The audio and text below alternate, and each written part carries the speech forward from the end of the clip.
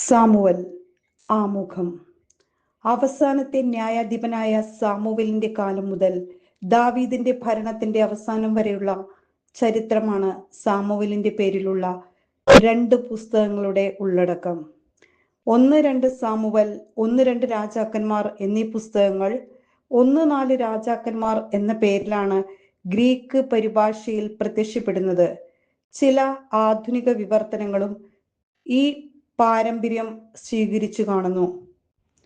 BC 1050 ഇസ്രായേലിന് ഫിലിസ്ത്യരുടെ ഭീഷണി വർദ്ധിച്ചു. ന്യായാധിപന്മാരുടെ നേതൃത്വത്തിൽ ഫിലിസ്ത്യരെ അവിടെവിടെ അമർച്ച ചെയ്യാൻ സാധിച്ചെങ്കിലും ശാശ്വത പരിഹാരം ഉണ്ടായില്ല. മറ്റു ജനതകളുടേതുപോലെ ഒരു രാജാവ് ഉണ്ടായാൽ തങ്ങൾക്കും സമാധാനവും ഐശ്വര്യവും ലഭിക്കുമെന്ന് ജനം പ്രതീക്ഷിച്ചു.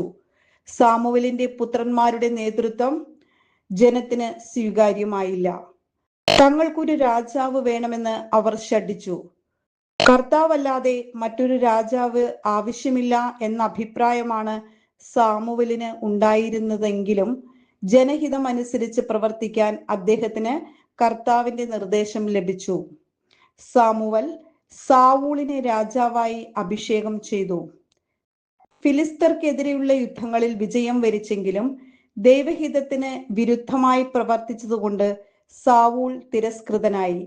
പകരം ജസ്സയുടെ പുത്രനായ ദാവീദിനെ സാവൂൾ അറിയാതെ സാമുവൽ അഭിഷേകം ചെയ്തു.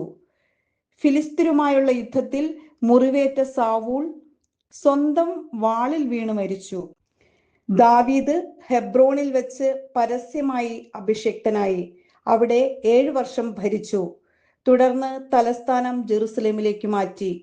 ആകെ 40 വർഷം ദീർഘിച്ച ദാവീദിന്റെ ഭരണകാലം 1010 to 970 സംഭവബഹുലമായിരുന്നു.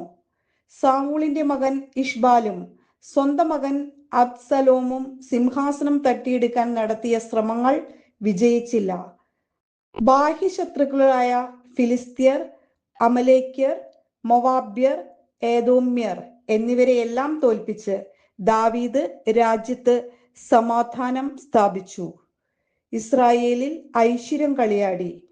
ഐശ്വര്യം കൈവന്നപ്പോൾ ദാവീദ് കർത്താവിന് ഒരാലയം പണിയാൻ ആഗ്രഹിച്ചു.